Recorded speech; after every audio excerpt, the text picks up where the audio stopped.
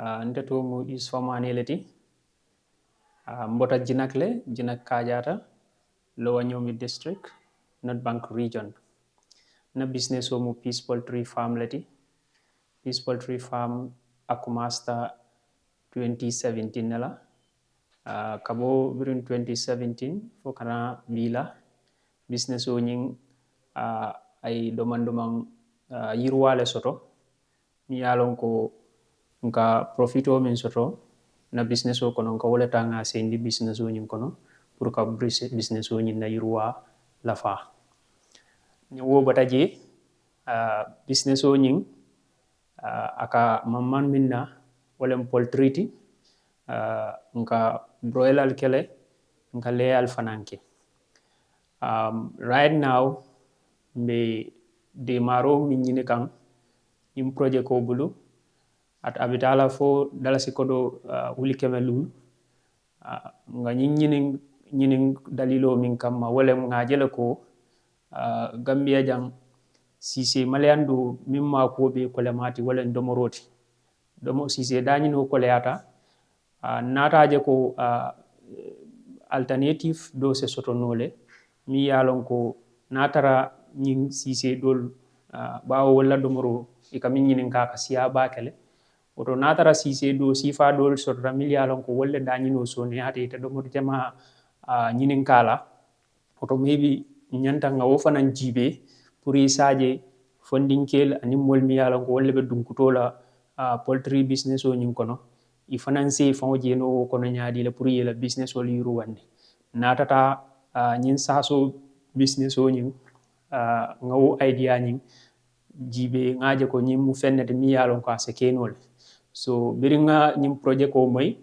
nga safe pour ka saso wuli kelin sambanan mi yalon ko ni ngi dundi mbe malayandila ni kilo la mbe la kilo wafila mbe murla fanan mbe la kilo tayla ke wafi dingolti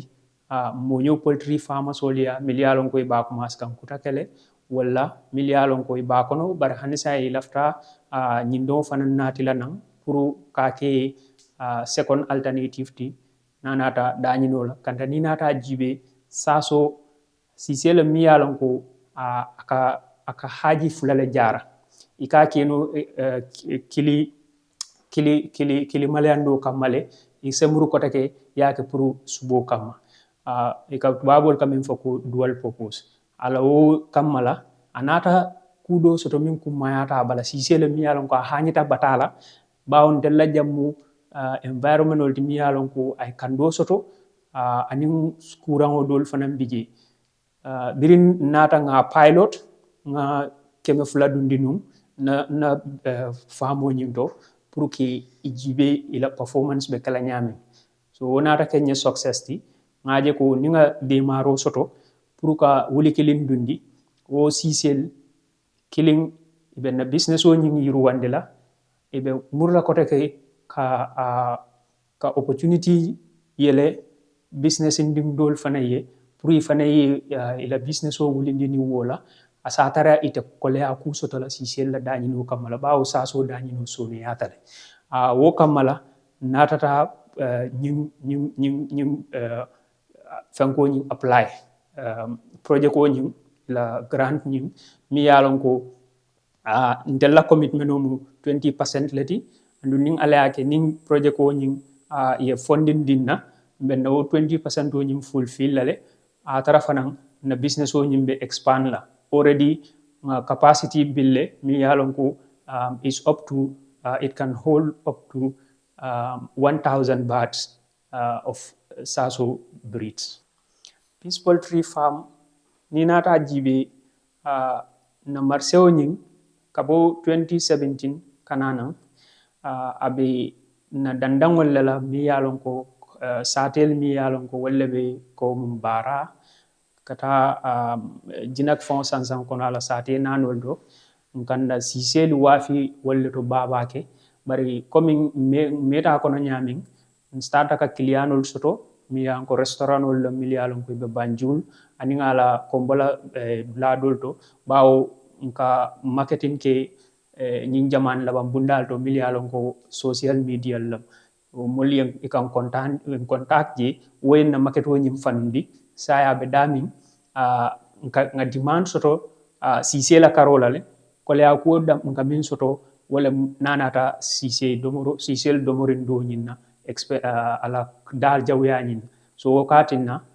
ka kole wato dol pour nin sise min ka bonam banda anin delta be new sabanola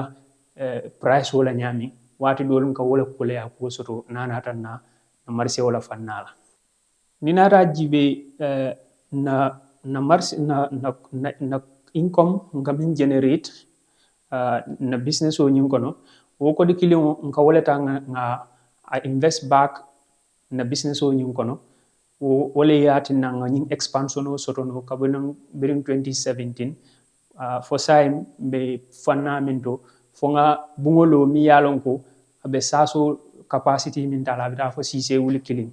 wo bungo be lorinne sise to wot kono folon aya taran na broiler ni la leal wol fanan be la dulato wol ami to rafen wo bota min kono wala nga income min generate na profit o nyin ka walta nga murundi business o nyin kono pour ay expand ni nata peace poultry farm jibe ibe muna fango min sotala nyin project koto ninga grant min soto abe mako ila pour ka employment o create funding kelie bawo sciententing mo flabe je mi yalon ko musoni kewle be do ko wala peace poultry farm le andu nin nata nyin saso project ko nyin fanan natina abe mo min employ la abitala fo at least mo saba mi yalon ko wol sekeno permanent staff ti business o nyin kono andu ni wo bota je fanan abe order employment create la mi yalon ko ita kala directly ti bawo dolbi je imang hani ka dum si se maliando kono bar ni yalon ko saso ate hani se itano le yebula banta ye balu ni wo jibe wol fanan be da ka funo la business o nyim kono le pour kana ka saso sambulo kono yeta ye wo dundi la maliando ko fojeni be lo kula ka sembo so o to e baaje la ko mbe direct employment o soto la le ngana mur ko rek fanan nga indirect employment o create molie wo ko bu fennati mi yalon ko abe foire ya talala na banko kan ni wo bata je peace poultry farm mu business lati mi yalon ko al hawa la ko ala yelemo anin dandango la tanko wo mu kulati mi yalon ko nga kuma yandi bake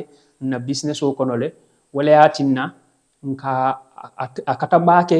wati o wati nimbe na do ko wala fewo fem mi yalon ko chemical fengolom nga wo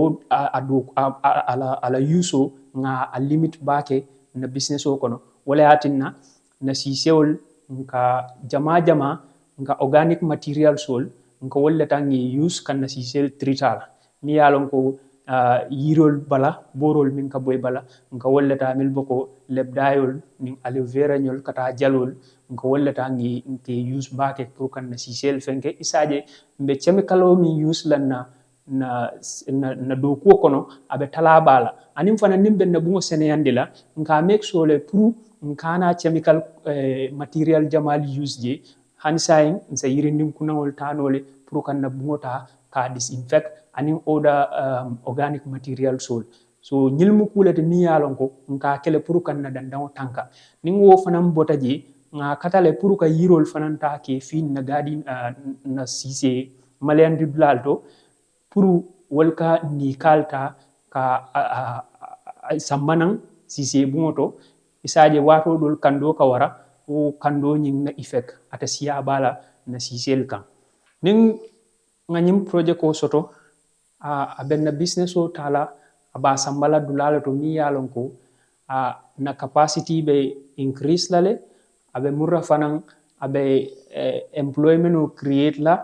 abatin la na business o nyim fanan be lo kula pour ka mo jama employ business o nyim kono woto kamala mbay ñin lamani yayi tandila dono la ko ning ye ñim opportunity dinna pour nga ñim grant min soto wato wati isingolo tan na gadino to mbeñin lamani yayi dile la ko iben kala mollete millialon ko be kontile la success story la kon wo fanan defanan be lamani ya dila na dono la kanta mba make sure la nga ke sample lolti moli pour isaje modol financier ya kanyo yanna kadum agriculture kono kaje ko ntel fond nsem fond balundinole nsa keno banko tile mi yalonko nte taranola depending fengol kam miliyalongo ka bondi wandi banko le kan bari ntel fond sa keno fongole natara nga sembantu yaro soto moli bulo kon kanani business o nyin to yala mbe na project ko nyin ala coordinator mbe kontonna mbe tentula fanan mbe jayila ya opportunity min dinna mi yalon ko atata mo wuli jama walle nyim project nyim grant nyini bari ndel felen nata bula mo dantangol kono mi yalon ko ijikita ko walle ila sartol mafa to womu kulati mi yalon ko aketan del yesewo kulati aya itanden nako fanan ko tonya mbe min na banko kan moli ya sutel so wo kammala me donol